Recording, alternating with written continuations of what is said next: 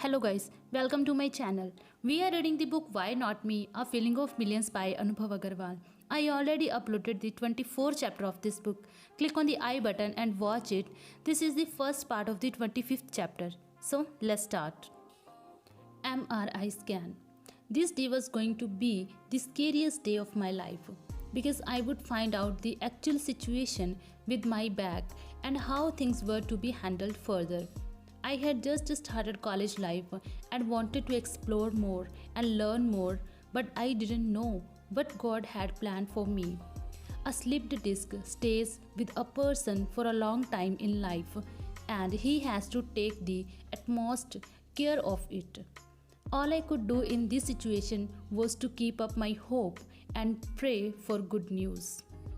I called up Ankit and told him to come early as we had to leave for Moradabad.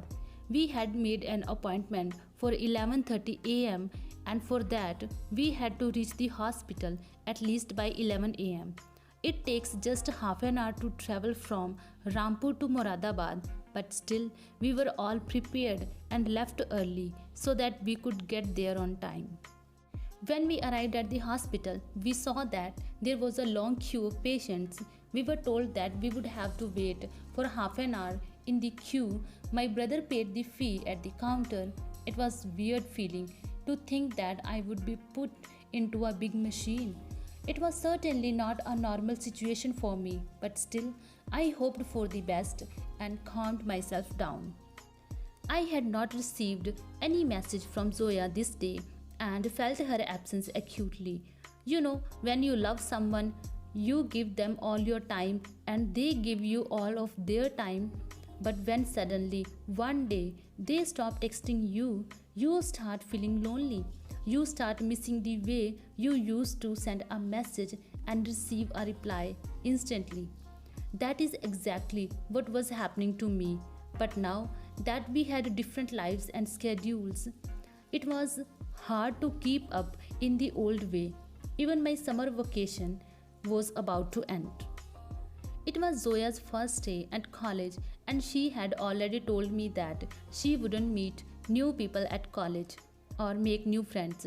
That was her way. She liked a few people and calmly ignored the others. Zoya was not only the girl from Rampur, so she would have familiar people to hang out with. Anubhav Agarwal, a person called out from the reception. I gathered all my courage to get up and headed to the reception. I was asked to remove all metal objects on my body, such as belt, rings, spectacles, and so on. I removed everything and handed them over to Ankit. The room was darkened. In the center stood a big machine into which I would go for the scan.